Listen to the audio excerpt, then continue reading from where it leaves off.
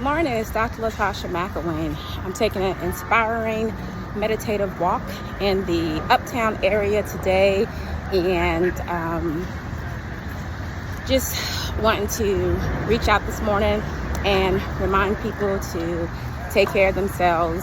That's one of the things I always talk about, but definitely making sure that you're looking back and reflecting on a few things. Normally I'm on the phone with my mom early in the morning, and I did talk with her this morning and had a conversation around making sure that I am intentionally thinking more into understanding what's happening and what's going on around me. And one of the things that I came upon was a reading talking about your inner child and actually those wounds that you have from your inner child, and being able to deal with them, being able to reflect on them, being able to gain some introspect about them. And that was something that I thought about this morning. And in fact, if any of my family members watching this, they're saying, oh, she's sending doing a message about the book that she sent the whole team this morning. So I sent out a book this morning to my whole family and friends as well, and a few clients too, just to let them know that, dealing with some of those inner thoughts and inner feelings and different things that happened when you were a kid, adolescent, as you were coming through the years, those things tend to follow us and go with us, but we have to figure out how to sit down and think about it in a way that we can actually address those wounds and be able to work through them and move forward. And one of the things in the book it was talking about just being able to sit down, possibly in a counseling session or in a reflection session. I would like to say that when I dealt with a lot of my childhood wounds was actually when I wrote my book. So in the last 6 months or so, from about August to December, I dealt with a lot of childhood wounds writing my book. And it was amazing. I know everyone will probably not write a book to do it, but sitting in counseling or even sitting with yourself and being truthful and honest with yourself about things. And the greatest thing about my situation was I was able to go through this with my parents, with my mom and my dad. So both of them said, oh my gosh, I didn't realize you were feeling that way.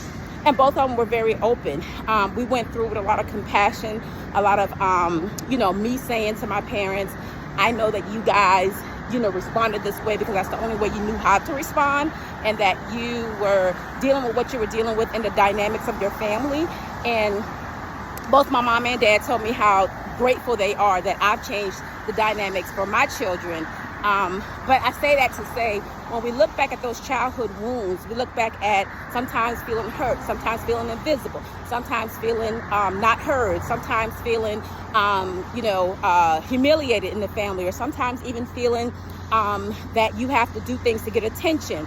You have to act out, or any attention is good attention is what we say about children in the counseling world. So one of the things that we have to do is start looking at being more compassionate with ourselves. And if we're around children, teaching children to be more compassionate with themselves, and also not putting so much pressure on kids to feel like they gotta be this big old performer or whatever the case may be. So just wanted to put that out there, because I think sometimes we lose our path or we lose our tracks. We come off the rails a little bit, whatever the case may be. We are not always populating and generating and doing the things we're supposed to be doing in the most adequate way. So I wanted to share that this morning because I think it's important for us to really consider our childhood inner wounds, and then the inner wounds that we might be causing for other little people in their childhood. And we want to work on that. And once we learn how to figure out what's going on with us and take care of us in that capacity, then we won't be pretty much creating a whole situation where we're doing the same thing over and over again. And doing the same thing over and over again is just pretty much putting ourselves in a scenario where we are, doing this. We are creating that whole curse type situation in our families, that generational curse. Also, with little kids that we are working with, we want to make sure that we're putting forth the good effort to, show them something different that maybe they're not privy to in their household or in their family. So definitely go with grace. That's my word for the day, is to go with grace. And I think that's a great thing. I got that from one of my supervisors in the past few years that talked about going with grace a lot. And that's something that I'm still working with and I'm still working on. So just wanted to share that with everyone. We want to try to break these cycles and not keep on regenerating the same thing over and over again. We're wanting to embrace ourselves and embrace our younger generation, that they can be in a good place.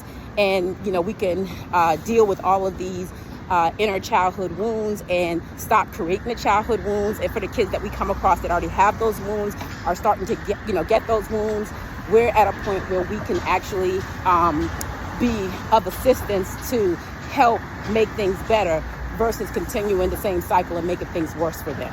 So hope this is good. I'm at 6 minutes, so I'm going to go ahead and sign off. I hope everyone have a marvelous day.